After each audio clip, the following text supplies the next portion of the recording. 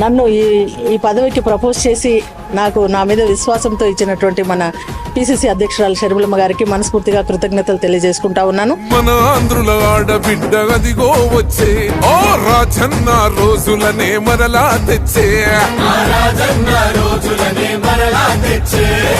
Congress party ఏపీలో రాజశేఖర రెడ్డి గారి హయాంలోనే అది ఎంతో బలోపేతమై ఉన్నది. రాజన్న రైతు రాజ్యము మన కాంగ్రెస్ తోనే సాధ్యము బల బల నిలువెత్తు వైద్య రూపము నడిచి వస్తుంది షర్మిలమ్మగా.